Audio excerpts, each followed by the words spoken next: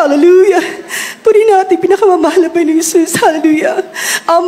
Back in 1993, nakilala ko ang ating pinakamamahal na Panginoong Jesus. Although I was Christian already, kaya lang sa Trinitarian. Pero sabi ko sa sarili ko, ba't parang wala dito yung hinahanap ko? Yun pala, salamat sa ating pinakamamahal na Panginoong Jesus dahil talagang may itinatag ang mahal na Panginoong Jesus na tunay na gawain ng mahal na Panginoon. Hallelujah! Na ito nga po, Jesus Miracle Crusade International Ministry headed by our beloved Honorable Pastor Will D. Almeida. Purihin natin pinakamamahal na Panginoong Jesus. Alam niyo po mga minamahal, akala ko noon ng born again Christians, pare-pareho lamang. Pero sabi ko, simula nung napunta ako sa Jesus Miracle Crusade through my friend, nung college days ko, sabi ko, mahal na Panginoon, kakaibang meron dito sa Jesus Miracle Crusade. Noon, nababasa ko ang Bible, pero sabi ko, yung mga stories ng mga iba't ibang himala ng mahal na Panginoong Jesus ay akala ko sa Bible lamang. Pero nung naging member ako ng Jesus Miracle Crusade, mismo sa buhay ko, purihin ang mahal na Panginoon, na-experience ko ang mga himala na yan. Just imagine mga minamahal, hallelujah. From my head to foot ang himala ng mahal na Panginoong Jesus, hallelujah. No hospital, no medication, tanging ang mahal na Panginoon nagpagaling sa akin, purihin ang mahal na Panginoong Jesus, hallelujah. Balikan ko po, kagaya po ng sinabi ko, ang himala ng ating pinakamamahal na Panginoong Jesus, simula po sa ulo ko hanggang talampakan ko. It was 2016, nagkaroon ako ng severe headache. And then, sobrang pagkahilo. At pag nakatayo ako, talagang yung feeling na nagsispin ka, na hindi ka makatayo, na parang matutumba ka na. Tapos, nagdodoble-doble yung paningin ko. So, that time, yung firstborn ko is nasa radiology department. So, sabi niya, Ma, we have to find out kung what's something in my brain. So, in other words, nagpa-check ako sa neurologist, specialized in headache. So, nag-undergo ako ng imaging resonance, which is MRI, and they found out na meron something na nade-develop in my mind, in my brain, inside my brain. Kaya po pala, pag inatake po ako ng sobrang sakit ng ulo at pagkahilo, hindi uncontrollable yung panginginig ng buong katawan ko.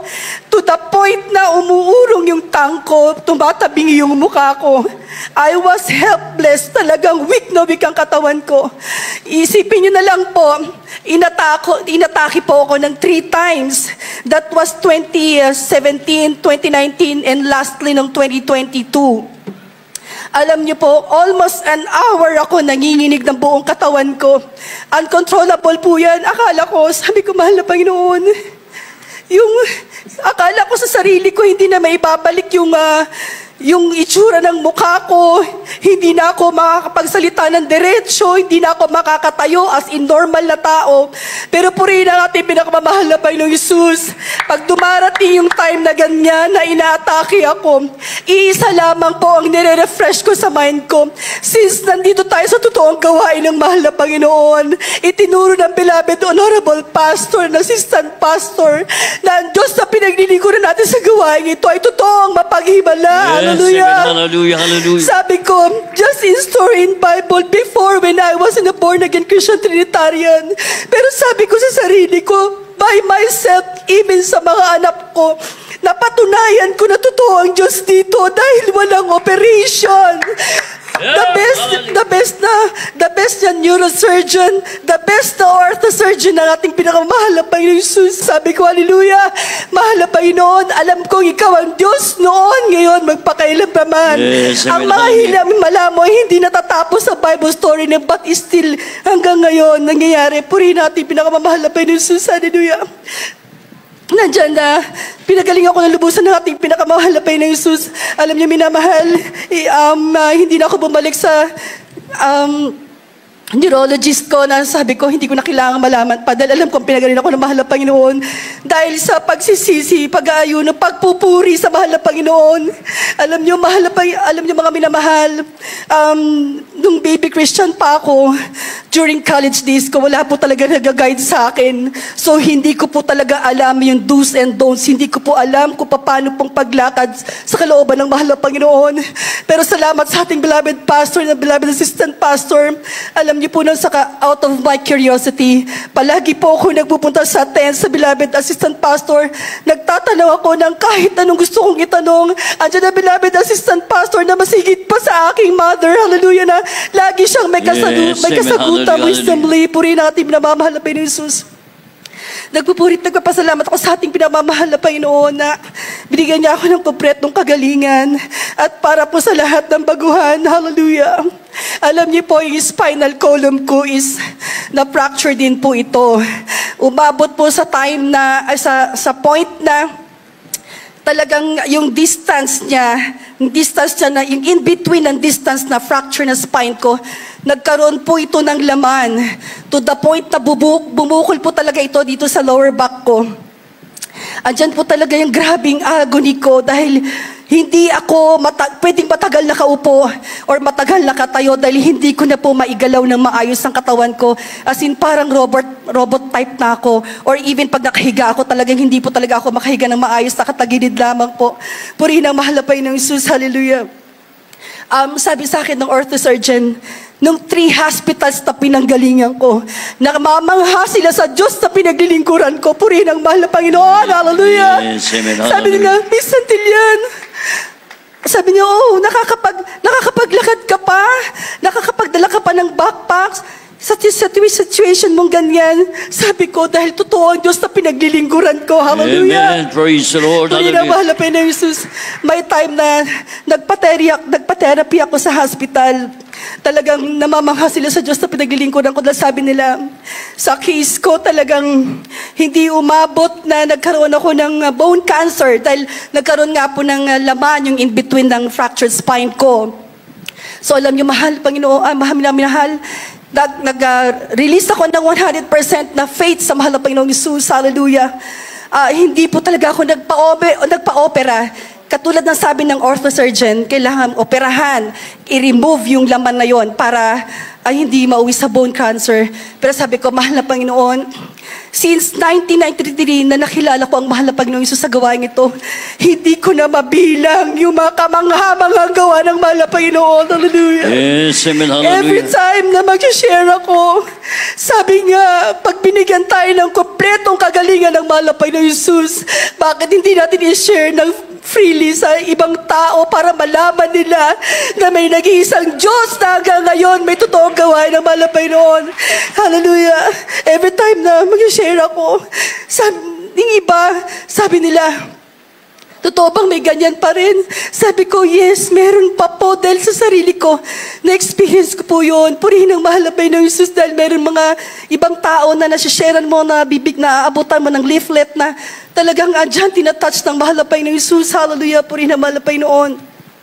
At isa pa pong himala ng mahal na Panginoon, yung sa breast ng anak ko, na almost 2 years niya na nag-suffer na yung kanyang left breast na yan, yung nagkaroon ng nagkasugat-sugat siya na umabot sa laging may nadi-discharge siya ng mga liquid and everything. Tapos talagang grabe po talaga yung senaryo, yung kung mapipicture out niyo po yung breast na yan. Pero one time, hallelujah, no, ang beloved pastor during that 2015 or 2016 sa Amoranto po noon. Nandun po siya inside the car niya. Nakababa po yung kanyang bintana. Lumapit po ako noon. Imagine that time talagang sabi ko, anak, for 2 years parang so embarrassing naman na every time na papasok sa school mo. High school days siya noon na palagi nga may undergarment or may gauze kasi nga laging pag hindi mo lagyan ng gasa, magkakaroon ng liquid na mark sa clothes niya. So, during that time, talagang instantly, nagpipray ang beloved pastor, humawak po ako sa kanyang arm. And then yung anak ko nasa likod ko, paglihas niya yan, pagdating namin sa CR, tuyong-tuyo po yan. Yes, amen. Hallelujah, hallelujah. Sabi ko sa anak ko, anak, nagjuduty ka sa hospital. 3 hospitals ang pinagjudutihan mo. Sabi ko, you know why? Kung bakit yung left breast mo is may mark. Kaya may mark yan. Kasi laging ipapaisip ng mahal na Panginoon Jesus sa iyo ang kabutihang ginawa niya. Amen. Hallelujah. Praise the Lord. Hallelujah. Yan sabi ko, don't be ashamed na magbigay ka ng leaflet. Sabi niya, Mama, minsan, sabi niya kasi lagi siya nasa operating room or ER. Andiyan na talagang bawal talaga, restrictedly talaga na hindi pwedeng magbigay ng ganun. Pero sabi ko, anak, huwag kang mahiya. Magbigay ka talaga. Purihin ang ating pinagmamahal na Panginoon Jesus. Alam niyo rin po, mahamam na mahal. Pagdating sa holiness, kung iisipin po natin sa mga sisters na katulad natin, parang ang hirap pong sumunod. Pero sa kahabagan ng mahal na Panginoon, through by Holy Spirit, talagang tinuturuan tayo ng mahal na Panginoon paano sumunod sa tamang paglakad sa ating Yes, mahal na Panginoon amen. Jesus. In 3 hospitals na yan, as a nursing student, kailangan po talaga naka-scrub suit siya. So yung scrub suit na yan talaga nakapants yan. Sabi ko, anak, don't worry. Hallelujah. Magpapatahi tayo, magpapauso tayo ng skirt for the first time ever in history na mag-duty sa hospital na sa scrub suit. Instead na nakapants ka, magpapatahi tayo ng skirt. Puri natin pinakamamahal na Panginoon Jesus. Sabi ko, anak, as Jesus Miracle Crusade International Ministry, as a choir member, dapat tayong sumunod sa dress code natin, ang kabanalan. Purihin ang mahal na Panginoon Jesus. Alam niyo po, graduating ng anak ko this June, kabagan ng mahal na Panginoon, kahit ang dami-daming, I should say, nang aasar sa kanya, panglilibak, dahil siya lang po talaga yung naka-scrub suit na naka-skirt. Purihin natin pinakamamahal na Panginoon Jesus, kasi by that way, nag-glorify ang mahal na Panginoon Jesus na ang Yes, Jesus amen. Miracle Hallelujah. Crusade International Ministry ay incomparable, one of a kind, pagdatog sa kalooban ng mahal na Panginoon. Napakabuti ng ating pinakamamahal na Panginoon Jesus. Hallelujah.